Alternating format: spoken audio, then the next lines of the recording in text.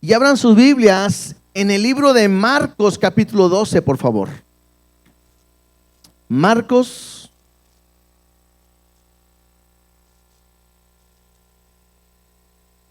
capítulo 12.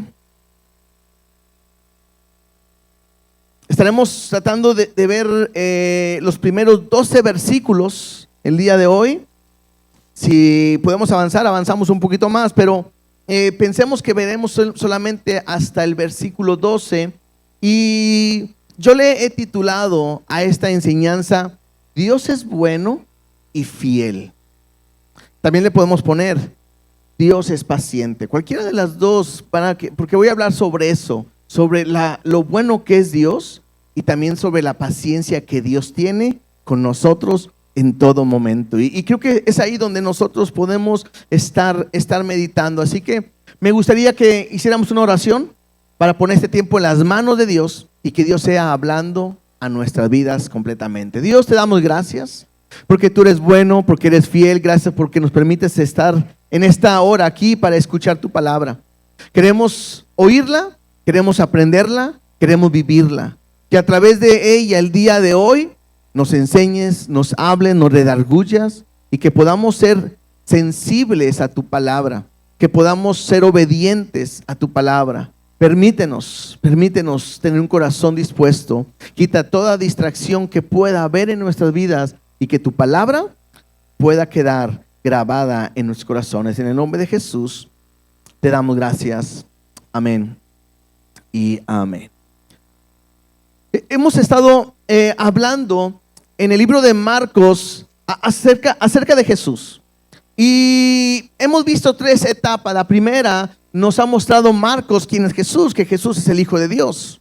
La segunda parte que estuvimos viendo en el capítulo 7, 8, 9 y 10, estuvimos viendo cómo Jesús ha estado enseñando cuál es su propósito, y vimos que su propósito es ser entregado, morir por su pueblo. Tanto así que él llegó a decirnos que él no vino para ser servido, sino para servir y dar su vida en rescate de muchos. Hasta ahí hemos estado viendo eso. Entramos a la tercera parte, en donde Jesús ahora abiertamente quiere mostrarse que Él es el Rey. Recuerden que cuando antes Jesús hacía un milagro, les decía: no se lo digan a nadie, no se lo cuenten a nadie, vete a tu casa, cuenta lo que Dios hizo, pero no digas nada a nadie.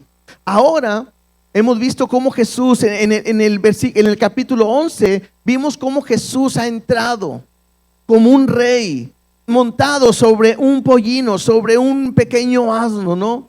Y la gente cantando, la gente alabando. Y lo último que vimos la semana pasada es que Jesús, al momento que entra a la ciudad, va, inspecciona dos cosas. Número uno, inspecciona y ve la ciudad. Tanto así que esto no lo viene aquí en Marcos, pero en otros evangelios dice que al final Jesús lloró porque el pueblo no había entendido que era el tiempo de su visitación. Y la otra parte que va y examina es el templo. Y vimos la semana pasada precisamente eso. Jesús entra al templo y ve los cambistas y ven los que tienen animales, y él entra y va a volcar las mesas y vuelca todo, y la gente está asombrada porque lo que él está haciendo. Y Jesús menciona dos cosas. Número uno, dice: mi casa será llamada casa de oración, y lo vimos que tenía referencia en el libro de Isaías, cuando Dios había dicho que Él quería que su casa fuera una casa en el cual cualquiera pudiera venir a entrar y tener una relación con Él. Recuerden que para este tiempo los gentiles no podían entrar al templo y solamente llegaban hasta cierto lugar. Bueno, Dios quiere cambiarlo, y lo que Dios quiere es que ahora cualquiera pueda entrar a la casa de Dios y tener una intimidad. Y lo segundo que Jesús dijo ahí en el versículo 17 de la semana pasada, lo estuvimos viendo, 11:17, donde Jesús dice: mas vosotros la habéis hecho cueva de ladrones, hablando de su casa, del templo. Y estuvimos mencionando esto por cómo Jeremías toca este punto. Jesús más bien está citando al libro de Jeremías, donde el pueblo está pensando que porque está en el templo o entra al templo, quiere decir que ya está bien con Dios. Sin embargo, ellos están haciendo cosas que son abominables delante de Dios. Y entonces Dios ha dicho: ustedes hacen cosas perversas, cosas abominables, y aún así se meten al templo. Y entonces Dios dice: voy a destruir todo esto y traeré un juicio. Entonces Jesús está citando estas dos partes como una manera de decir: está terminando esta etapa en el templo y ahora va a haber un nuevo templo, que ese templo es Jesús. Una manera nueva, porque recuerden que les dije, para ellos el templo era tan importante porque era la manera en cómo el hombre podía acercarse a Dios. En el momento en que Jesús llega a decir que va a destruir el templo y en 3 días lo va a levantar, está diciendo Jesús que está a punto de levantar un nuevo templo en el cual nos va a acercar a Dios. ¿Y quién es? Jesús mismo. Él es nuestra entrada confiada delante de Dios. Entonces Jesús está haciendo algo que está rompiendo con todo lo que las autoridades espirituales, políticas, religiosas han establecido para Israel. Jesús está rompiendo con todo esto, y esto es lo que los ha maravillado. Tanto así que cuando Jesús sale, llegan a él los sacerdotes, los escribas y los ancianos, y le llegan a preguntar: ¿con qué autoridad haces estas cosas? Y esto es interesante. ¿Por qué? Porque ellos están viendo a Jesús actuar de una manera muy diferente a lo que ellos han dicho o lo que ellos creen, lo que piensan. Y entonces ellos están confrontando a Jesús. Le dicen: ¿con qué autoridad lo estás haciendo? Y Jesús, al saber el plan de ellos, Jesús le voltea y les contesta con una pregunta y le dice: muy bien, te voy a contestar si tú me contestas esta pregunta. Dice: ¿el bautismo de Juan el Bautista era del cielo o de los hombres? Y ellos se quedaron pensando y decían: si nosotros decimos que es del cielo, él nos va a decir: ¿y por qué no lo creíste? Y si ellos decían de los hombres, la gente que estaba alrededor tenían a Juan el Bautista como un hombre de parte de Dios, y entonces todo el pueblo se les iba a ir encima de ellos. Entonces ellos están tratando de confrontar a Jesús, y Jesús se la voltea de una manera tan sencilla, y Jesús está a punto de decirles con qué autoridad lo hace. Con la autoridad que Dios le ha dado. Él pudo haber dicho: soy el Hijo de Dios, pudo haber dicho cualquier cosa, pero él les voltea, y estos hombres, estos líderes, no quieren responder. Y entonces Jesús les dice: bueno, pues yo tampoco les voy a decir con qué autoridad hago estas cosas. Ahí nos quedamos la semana pasada. Pareciera de repente que entonces Jesús se da la media vuelta y se va, y ellos se van a otro lado, pero el libro de Marcos me hace entender que aquí Jesús no se detiene, sino que Jesús sigue hablando, y entonces los va a confrontar con una parábola. Recuerden que una parábola es una manera en que Jesús enseñaba una verdad bíblica de una manera muy cotidiana y práctica. Y vamos a leer esta parábola que Jesús les va a decir a estos hombres que han venido a confrontar a Jesús. Versículo 1 del capítulo 12 de Marcos.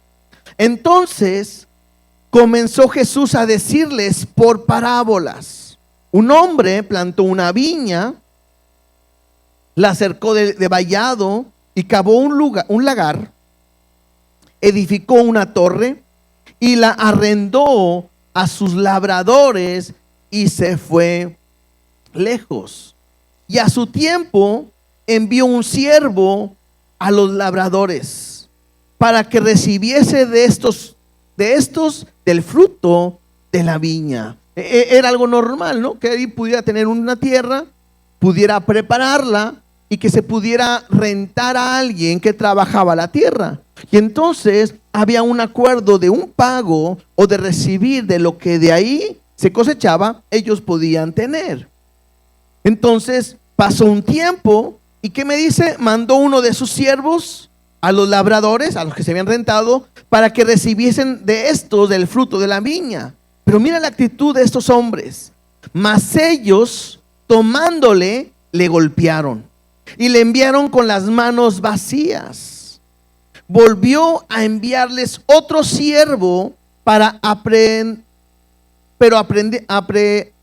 apedreándole, le hirieron en la cabeza y también le enviaron afrentado.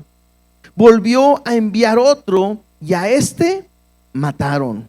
Y a otros muchos, golpeando a unos y matando a otros. Me dice que este dueño ha enviado a servidores, a sus siervos, a ir por lo que le corresponde. Y estos hombres malvados los reciben. ¿Y qué han hecho? Los han golpeado, los han matado. Me llama la atención que dice, y a otros muchos los han golpeado y los han matado. Entonces no es uno, no es dos, no es tres, sino son mucha gente que el dueño ha enviado. Yo me ponía a pensar, si esto nos pasara a nosotros, ¿cómo actuaríamos, no? Porque me estoy viendo un dueño que aparentemente está tranquilo ante una situación muy complicada que ha estado pasando. Versículo 6. Por último, teniendo aún un hijo suyo amado, lo envió también a ellos diciendo, tendrá respeto a mi hijo. Mas aquellos labradores dijeron entre sí, este es el heredero, venid, matémosle y la heredad será nuestra. Y tomándole, le mataron y le echaron fuera de la viña. ¿Qué pues hará el Señor de la viña? ¿Vendrá y destruirá a los labradores y dará su viña a otros? Ni aún esta escritura habéis leído, la piedra que desecharon los edificadores ha venido a ser cabeza del ángulo. El Señor ha hecho esto y es cosa maravillosa a nuestros ojos. Y procuraban prenderle porque entendían que decían contra ellos aquella parábola, pero temían a la multitud y dejándole se fueron. Esta parábola Jesús la está utilizando para poder enseñar algo que realmente está sucediendo.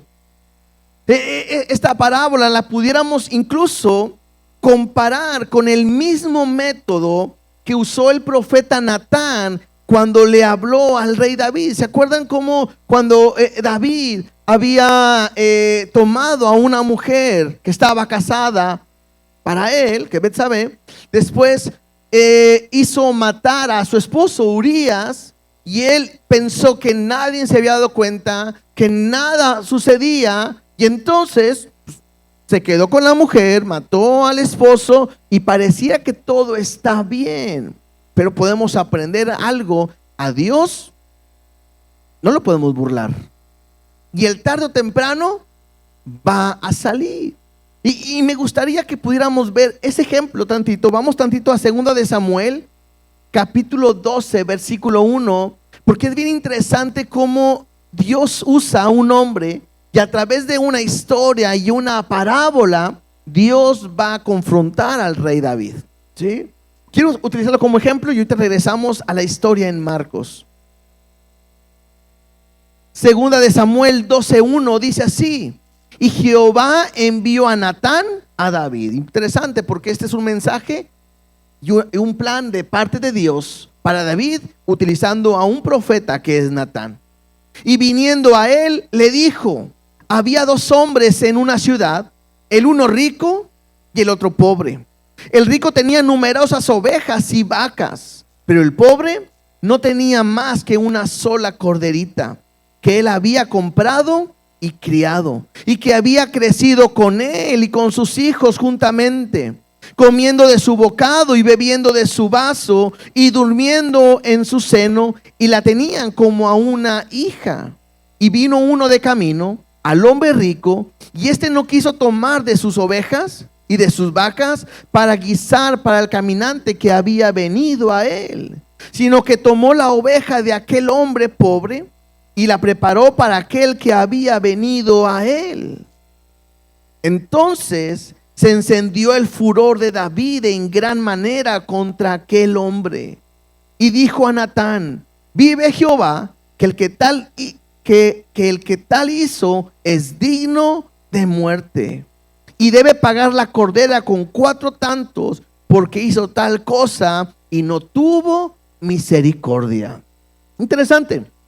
Está escuchando David esta historia, y cuando él escucha, se enciende porque era algo malo y perverso de un hombre rico que tenía muchos animales, y aquí que nomás tenía una sola, y Emma se acostaba con él la veía como una hija y todo, y como un hombre vino que tenía mucho y le quitó lo único que tenía para darle comer a alguien que había venido por el camino. Y tanto así que se enoja David, y David declara un juicio contra ese hombre. Dice, vive Jehová, que el que tal hizo es digno de muerte.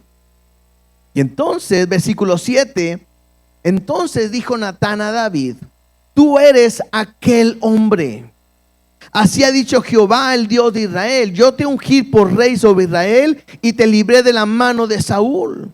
Y te di la casa de tu señor y las mujeres de tu señor en tu seno. Además te di la casa de Israel y de Judá. Y si fuera poco, te hubiera añadido mucho más. Y entonces mira lo que Dios le está diciendo: ¿por qué pues tuviste en poco la palabra de Jehová, haciendo lo malo delante de sus ojos?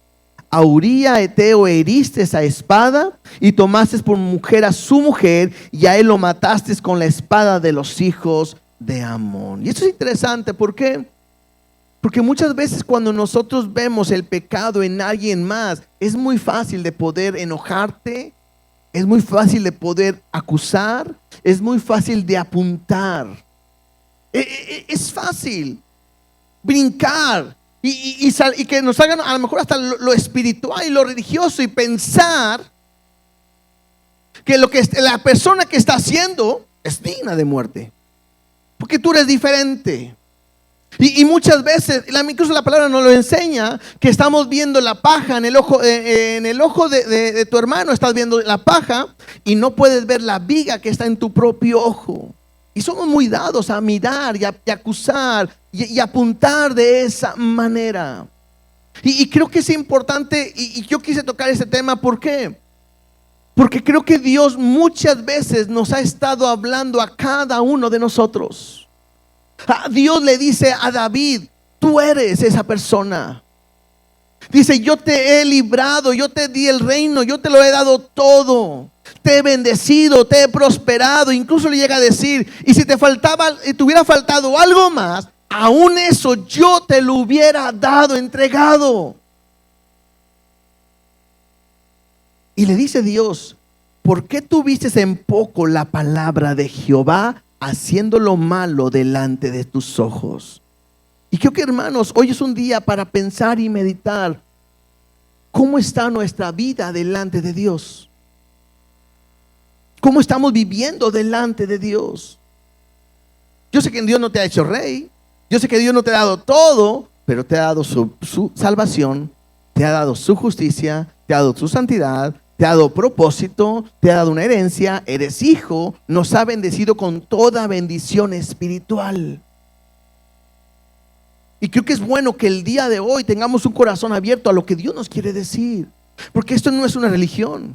Esto no es llegar y decir: bueno, hoy toca ir a la iglesia. No, se trata de abrir mi corazón y saber qué es lo que Dios quiere hablar a mi vida. Dios está usando una parábola para hablarle a David de parte de Natán, ¿no? por Natán, ¿sí? Si regresamos a Marcos, Jesús está usando ahora una parábola para hablarle ¿a quiénes? A los líderes. Y les está dando una parábola para que ellos lo puedan entender. Y el día de hoy a nosotros está usando una y otra parábola y otra enseñanza para que nuestro corazón y nuestra mente pueda estar abierta completamente a lo que Dios quiere hablar a nuestras vidas. Jesús usa una parábola para enseñarle a estos hombres que son malvados y perversos. Esta parábola de la viña tiene gran entendimiento para el pueblo de Israel. Al final de lo que estuvimos leyendo, a diferencia de otras parábolas, ellos la están entendiendo. ¿Se acuerdan cuando Jesús enseñó y lo vimos sobre la semilla? Y que empezó a decir, el sembrador salió a sembrar. Y dijo, y no lo entendieron, y solamente le explicó a los que estaban cerca. Bueno, ahora esta parábola, ellos lo entienden. ¿Por qué lo entienden? Vamos ahora tantito a Isaías capítulo 5, versículo 1 al 7. Y es interesante porque ellos entienden de lo que está hablando en su contexto cultural, en lo que Dios ha hablado. Ellos saben que se está refiriendo completamente a ellos. Y entonces les da una parábola en Isaías, a través del profeta Isaías. Ahora les va a hablar aquí de la ingratitud del pueblo. Y está bien interesante porque mira lo que dice versículo 1. Y es como un cántico dice, ahora cantaré por mi amado, el cantar de mi amado a su viña. ¿Sí?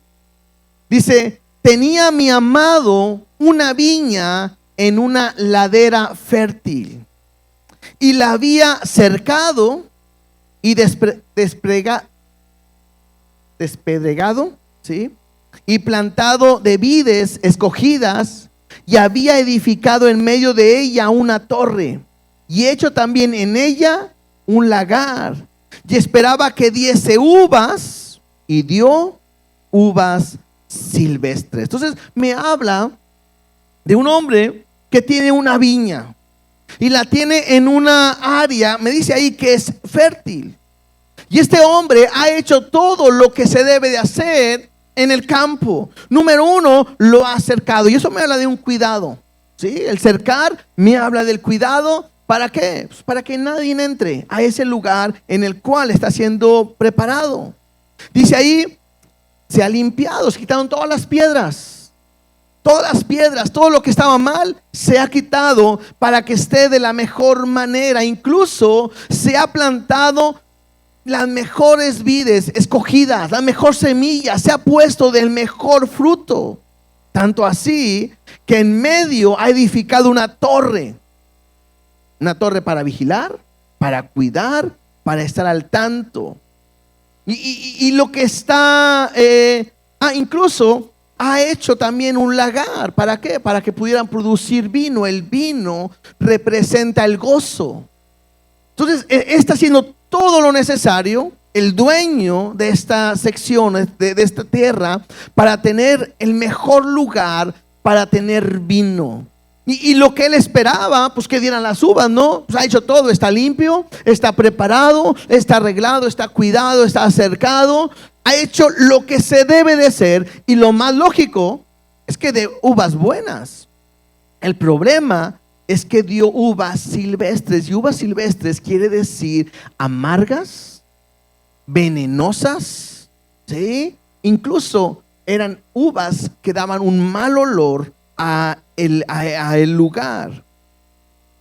Y entonces, versículo 3, ahora pues, vecinos de Jerusalén y varones de Judá, juzgad ahora entre mí y mi viña. ¿Qué más se podría hacer a mi viña que yo no haya hecho en ella? ¿Cómo, esperando yo que diese uvas, ha dado uvas silvestres? Os mostraré pues ahora lo que haré yo a mi viña. Y empieza a hablar el dueño. Dice, ya hice todo. La he plantado, la he cuidado, le he arreglado, le he dado lo mejor, y esperaba que diera un buen fruto, y no lo dieron. Y entonces llega a decir, a ver, juzguen, ¿quién se equivocó? ¿Quién fue el que hizo lo malo? Y ante no hay una respuesta, él dice lo que le va a hacer a su viña. Dice, os mostraré pues ahora lo que haré yo a mi viña. Le quitaré su vallado y será consumida. aportillaré su cerca y será hollada. Haré que quede desierta, no será podada ni cavada, y crecerán el cardo y los espinos. Y aún las nubes mandaré que no derramen lluvia sobre ella. Creo que el dueño se ha enojado, ¿no? Y mira lo que dice el versículo 7.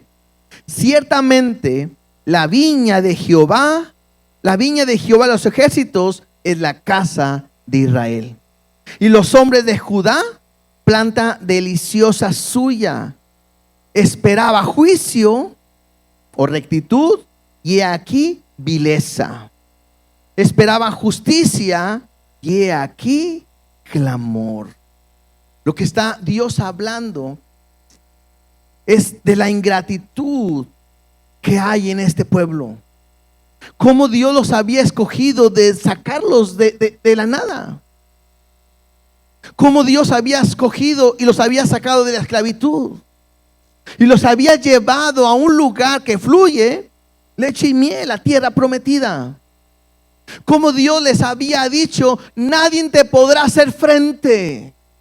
Como Dios les había dicho, yo te voy a guardar, yo te voy a cuidar, tú serás cabeza y tú vas a dirigir y tú vas a ver que Dios está contigo. Y todo lo que Dios había dicho, Él lo ha cumplido. El gozo, claro, Dios era su gozo. En cada victoria, aún en el desierto, Él estaba con ellos en una columna de fuego, en una nube, dándole alimento en todo tiempo. Nunca se ha desobligado, nunca se ha alejado. Al contrario, Dios siempre había estado con este pueblo. ¿Y cuál era el propósito? El propósito es que este pueblo fuera obediente y fuera diferente a todas las demás naciones y pudieran ser un ejemplo de un Dios real y un Dios verdadero. Y eso es lo que Dios esperaba. Pero este pueblo, en vez de dar fruta, el mejor fruto. Interesante, porque no me está hablando de un pueblo estéril, sino está hablando de un pueblo que da un fruto, pero no del fruto que Dios estaba esperando. Y entonces Dios está diciéndoles: qué ingrato ha sido el pueblo conmigo, porque yo lo he hecho todo por ellos. Tanto así que les dijo: deben de juzgar. ¿Qué más podría hacer yo por mi viña que ya no lo haya hecho? Y si tú ves la historia del pueblo de Israel, ingratitud, infiel, incrédulo ante todo lo que Dios ya ha hecho con ellos. ¿Y qué hace Dios? Dios trae un juicio. Dios les dice: voy a quitar mi cerco, voy a quitar mi cuidado y los voy a entregar a los enemigos. Y Dios va a tratar con ellos fuertemente. No porque no los ame, no porque no los quiera, sino porque Dios quiere que ellos vuelvan ¿a quién? A Dios. Y creo que aquí hay mucho que aprender. Y aquí pudiéramos quizás terminar y predicar y poder quedarnos aquí todo el tiempo. Porque creo que de la misma manera hoy podemos pensar y ver el día de hoy que nosotros somos esa viña que Dios ha escogido. Ese terreno es la iglesia, es su pueblo. Cuando dice que ha plantado las mejores semillas, Él nos ha escogido a nosotros. Entre todos nos ha escogido y nos ha plantado. ¿Dónde? En su pueblo. Ya no es Israel, ahora es toda su iglesia. Y lo que yo quiero que puedas ver y entender es que Dios sigue protegiendo, cuidando, guardando, proveyendo, trayendo gozo a nuestra vida, esperando que nosotros podamos mostrar que Dios está en nosotros y somos un pueblo diferente. La pregunta podría ser el día de hoy es: ¿y qué tipo de fruto estás dando? Porque Jesús está queriendo, o Dios está queriendo recibir el fruto que de nosotros pudiéramos dar. Un fruto que podamos mostrar que somos diferentes a todos. Un fruto que podamos mostrar en consecuencia de lo bueno que Dios ha sido con nosotros. Todos los días nos bendice, nos prospera, nos cuida, nos ayuda. Y la pregunta sería, ¿y cómo estamos actuando nosotros el día de hoy? Lo que Dios le recrimina al pueblo es su ingratitud a la fidelidad de Dios. Lo que Dios pudiera preguntarnos hoy o pudiera estar remarcando hoy es qué tan agradecidos o qué tan ingratos somos a la fidelidad que Dios tiene para con nosotros. Y vuelvo a decir, esto no es hacia un pastor, esto no es hacia una iglesia y menos hacia una denominación. Esto tiene que ver hacia Dios. Y tú tienes que examinarte y ver cómo Dios, número 1, te escogió. Número 2, te ha hecho su hijo. Número 3, te ha salvado, te ha transformado, te ha hecho una nueva criatura, te ha bendecido con toda bendición espiritual. Y lo que menos, lo que se espera, por menos, es que seas como Él y que seas un fruto bueno. Pero puede ser que seas amargo, que seas rebelde, que seas venenoso, que estés peleando, que estés discutiendo, y que en vez de que podamos darle a Dios lo que Él espera, le podamos dar todo lo contrario. Es fácil apuntar qué mal el pueblo de Israel, ¿verdad? Cómo Dios siempre fue bueno con ellos y mira cómo se han portado con Dios. Creo que de la misma manera sería para nosotros. Yo sé que no puedo generalizar, pero vemos algunos que a lo mejor no hemos sido como deberíamos de ser. Y que mi actitud no es la correcta. Y por todo me molesto. Y es fácil criticar, y es murmurar, y es pelear, y es hacer lo que a Dios no le gusta. Y probablemente estamos como el pueblo pensando que como voy a la iglesia, como decía, templo, templo, templo, y hacer abominaciones, probablemente es lo mismo. Estamos en la iglesia, pero nuestra vida no tiene nada que ver con Dios. No estamos agradándole a Dios en nada.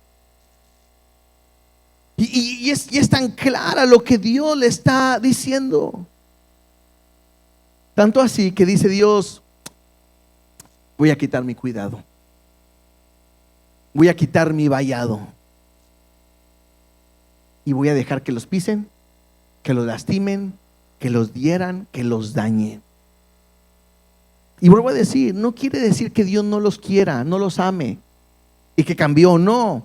Tú te vas a dar cuenta que después de que el pueblo fue llevado cautivo al exilio, estuvo por un tiempo en una disciplina y después de esa disciplina regresan y nunca más el pueblo de Israel fue idólatra, que era el problema que tenían antes. Y me enseñan y me muestra algo. Dios al hijo que ama disciplina. Esto es importante para nosotros, porque no quiere decir que si tú no das uvas buenas y das uvas silvestres, si tú no eres agradecido con Dios y vives de una manera mala, no quiere decir que Dios te está desechando. Eso no quiere decir. Pero lo que sí quiere decir es que Dios puede tratar en tu vida. Porque tan fácil nos alejamos de Dios. Tan fácil dejamos de ir a la iglesia, de buscarle. Tan fácil dejamos de servirle en donde Dios nos ha puesto. Tan fácil hacemos a un lado el llamado y el ministerio que Dios me ha puesto. No un pastor, no una iglesia, no, Dios. Y entonces pareciera que Dios dice, ¿y qué pasó? ¿No lo he dado todo? Entonces, esto me habla de ingratitud. Y como iglesia, pudiéramos estar de esa manera. Si regresamos a Marcos, Marcos no me habla de una ingratitud de Israel, sino en esta ocasión, en esta enseñanza de la misma que ahorita leímos al principio, me habla más bien de lo malo y perverso que es el pueblo. Cuando dice ahí que había mandado a uno de sus siervos y lo golpearon. Y después mandó a otro y lo golpearon y a otro y lo mataron y todo eso. Lo que está hablando es acerca de cómo Dios había mandado profetas a su pueblo. Y cómo el pueblo de Israel no los aceptan.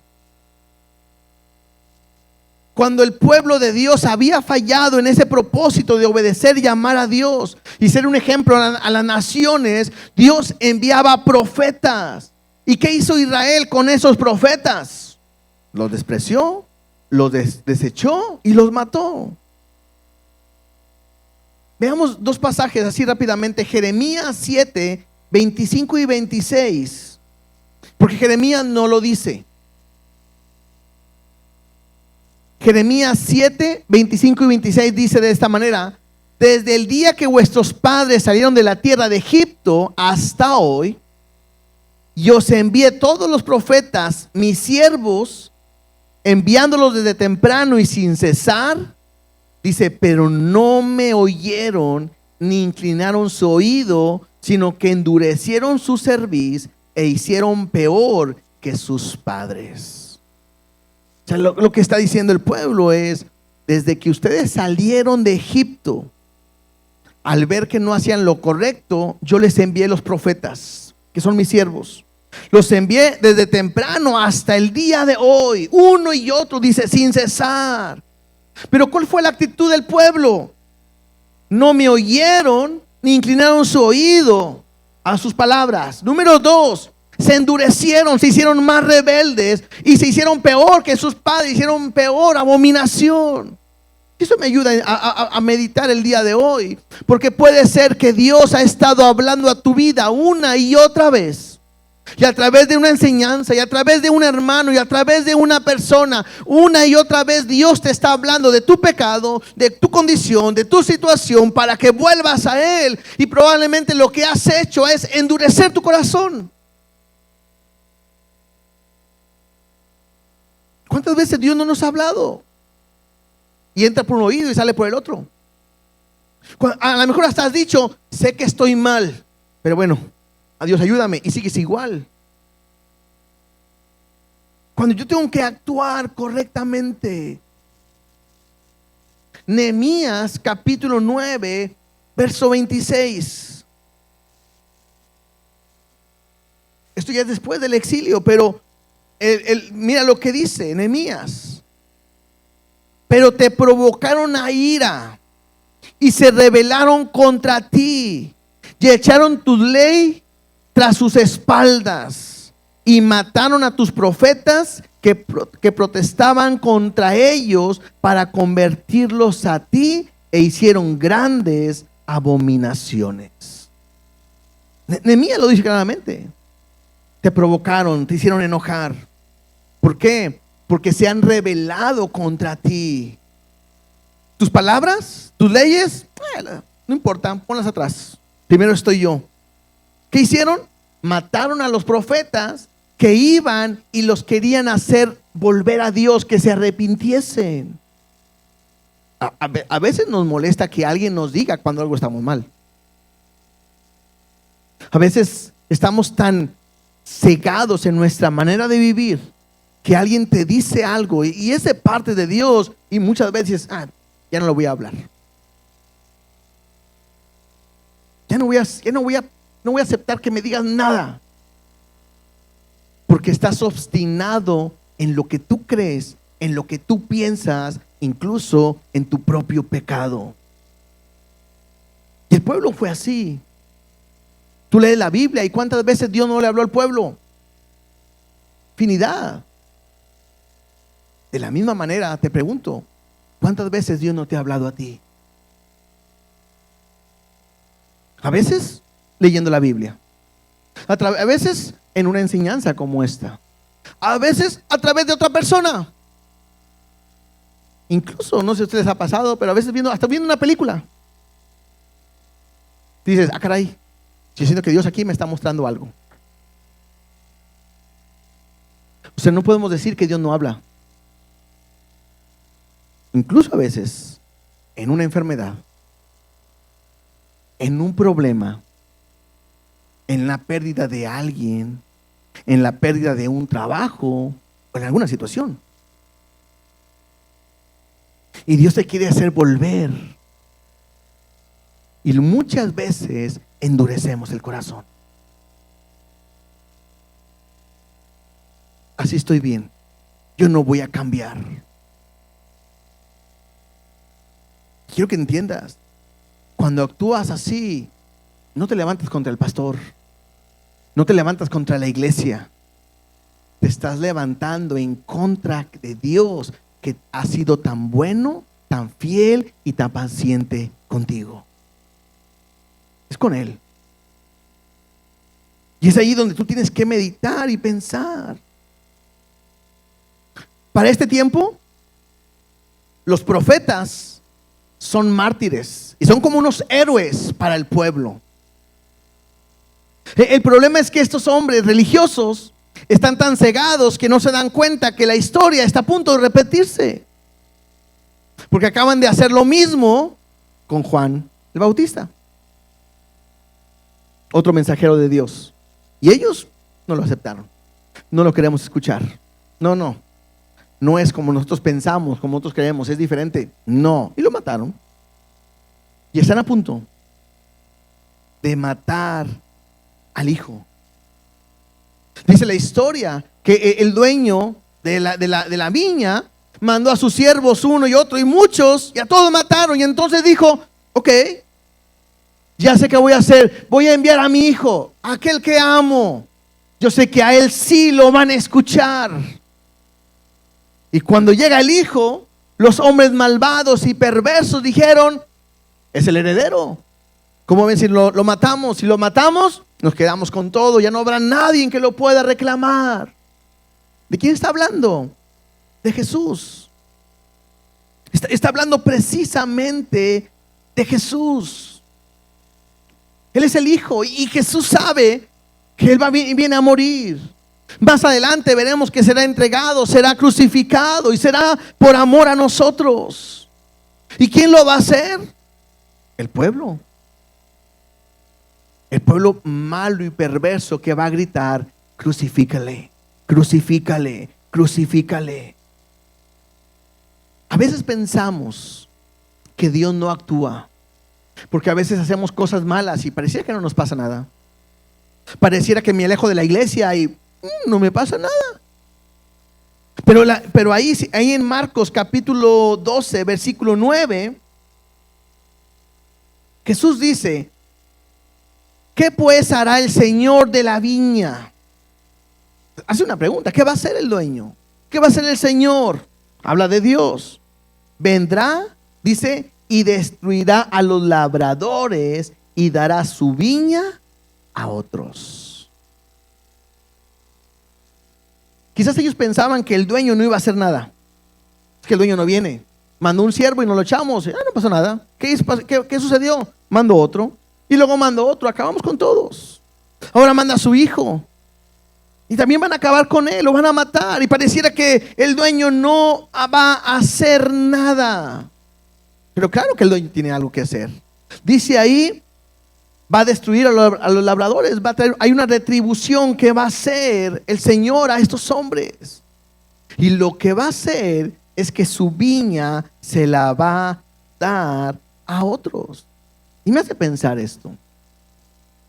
Probablemente nosotros estamos dando uvas agrias, silvestres, no buenas, porque pensamos que Dios nunca va a actuar con nosotros.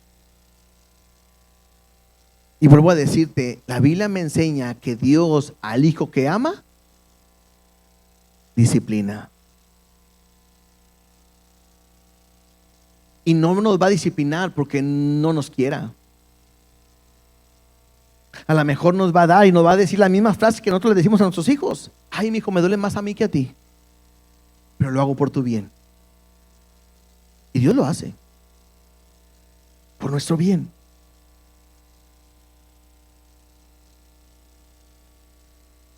Entonces, no pienses que si tú vives mal, no creas que Dios no te va a dar tu retribución. Jesús está diciendo: ya todo lo he dado, todo lo he hecho. ¿Qué más necesitas? Lo único que tenemos que hacer es vivir conforme lo que Dios quiere.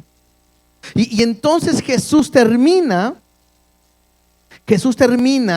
con la escritura, con el Salmo 118, la misma porción que cuando entró en el pollino, cantaban adorándole de esta manera. Es la misma porción que Marcos menciona. Dice en el versículo 10: ni aún esta escritura habéis leído.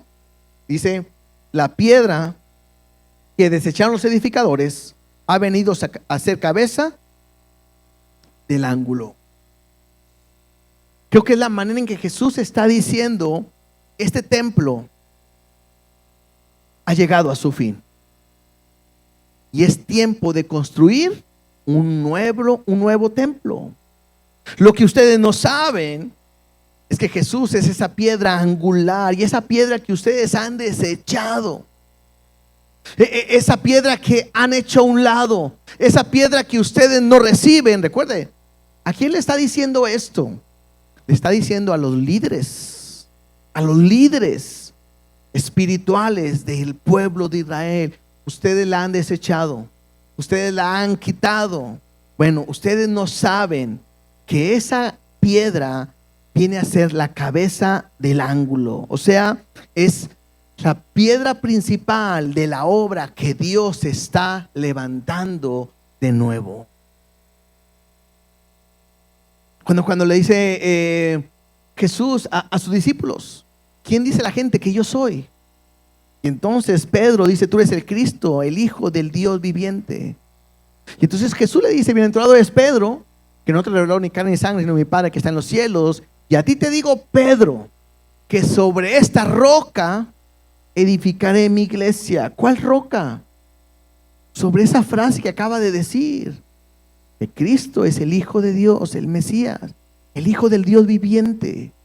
Él es la cabeza, Él es el fundamento, Él es la entrada para nosotros, para Dios. Lo que ellos estaban desechando estaba mostrándose ahí como parte del propósito que Dios quiere hacer con cada uno de nosotros. Ahora ya no solamente con el pueblo, ahora con cada uno de nosotros. Esa piedra angular es la nueva obra que Dios va a hacer para con toda la humanidad. Interesante, ¿no?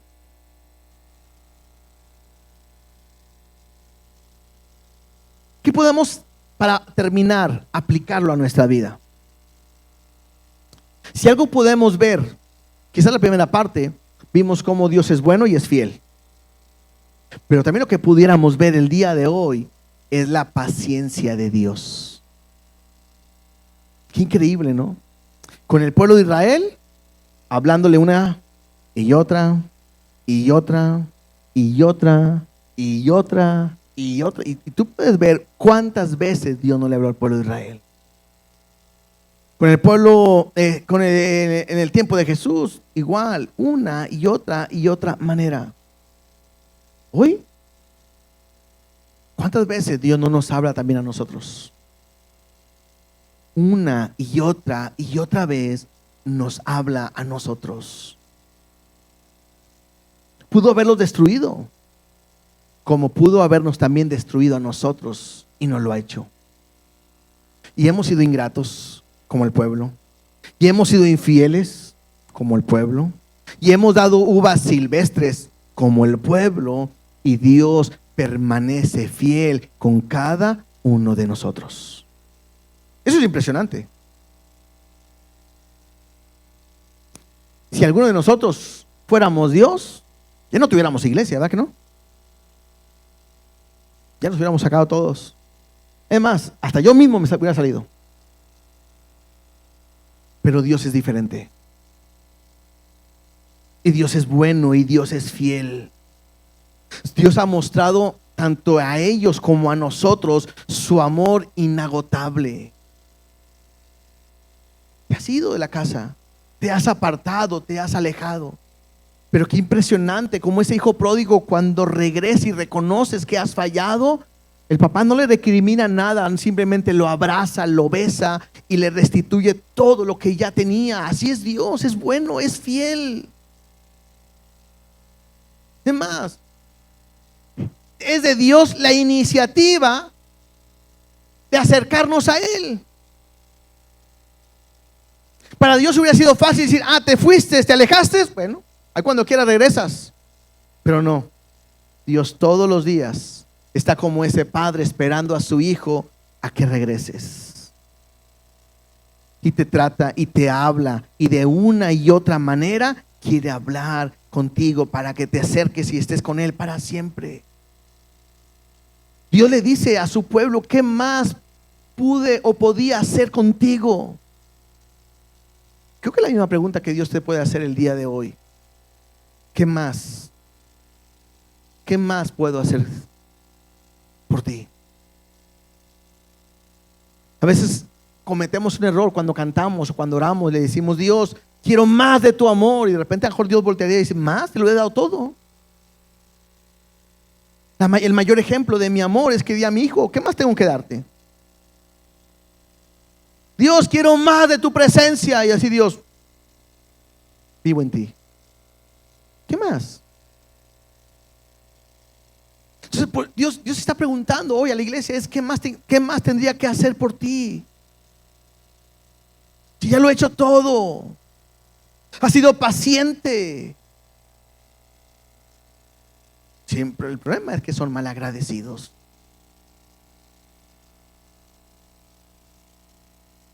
A mí me llama la atención que en el versículo 12 dice, Jesús les da esta historia, están los principales ahí escuchando, saben que están hablando de ellos, por lo que dice aquí, y dice, y procuraban prenderle. Más adelante lo van a hacer, ¿sí? Procuraban prenderle. ¿Por qué le querían prender? Porque entendían que decía contra ellos aquella parábola. Ellos saben de quién están hablando Dios. Ellos están entendiendo esta enseñanza. Sabe que Dios les está, o Jesús está hablando a sus vidas. Se han endurecido. ¿Con qué bautismo, con qué autoridad hace Juan? ¿El bautismo de Juan es del cielo o de los hombres? Ellos saben que es de Dios, pero no quieren aceptar. Ahora están entendiendo que ellos son malos porque han matado uno y otro, y ahora a su hijo lo quieren matar. Pero ellos no están cambiando, porque no quieren escuchar lo que Dios les dice, porque lo quieren cambiar lo que Dios les está hablando. Y entonces dice ahí, pero temían a la multitud y dejándole, ¿qué hicieron? Se fueron. Lo peor que puedes hacer el día de hoy es que Dios esté hablando a tu corazón. Porque ¿cómo sabes que Dios te habla? Muchas veces nos han acercado con nosotros y nos han dicho, ¿cómo sabía mi problema? Muchas veces han llegado y me han dicho, yo tenía una duda, le iba a preguntar algo. Es más, llegan y, hermano, al final puedo hablar con usted. Sí. Y luego al final me dicen, ya no, ya lo predicó. Y eso me muestra cómo Dios está hablando de una y otra manera. Lo peor que podemos hacer es que Dios te hable, que lo entiendas y te enojes y te vayas. La diferencia de cuando Natán le habló a David es que David, cuando escuchó la enseñanza, David dijo, soy ese, yo he pecado contra Dios, me arrepiento. Reconoció su pecado y hubo un arrepentimiento. Estos hombres no se arrepintieron.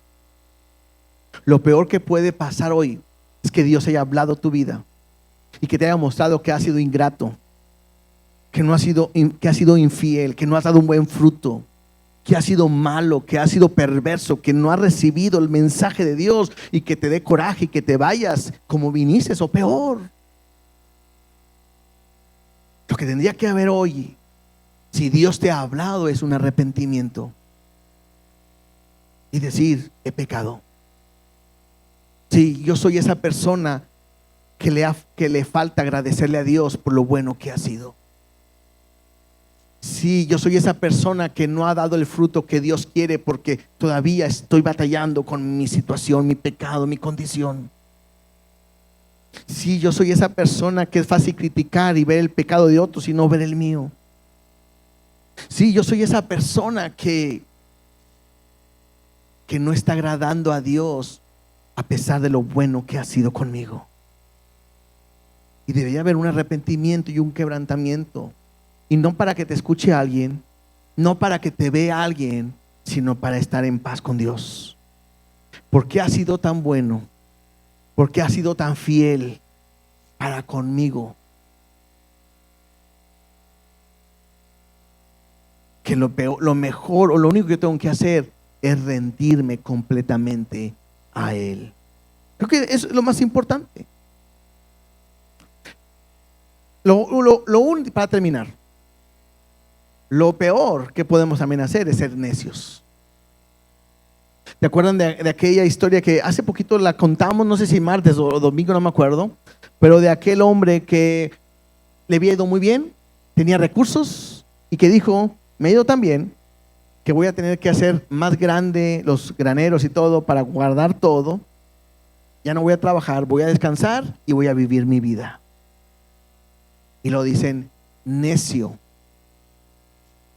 no sabes que esta noche vienen a pedir tu alma. Y la Biblia dice como necio, como aquella persona que piensa que puede vivir sin Dios haciendo su propia voluntad.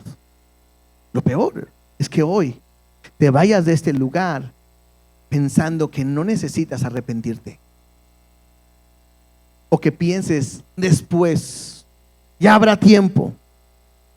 No vaya a ser que esa palabra necio, no sabes que esta noche vienen a pedir tu alma, sea para ti. Por eso yo tengo que ser sensible a lo que Dios nos está hablando cada día.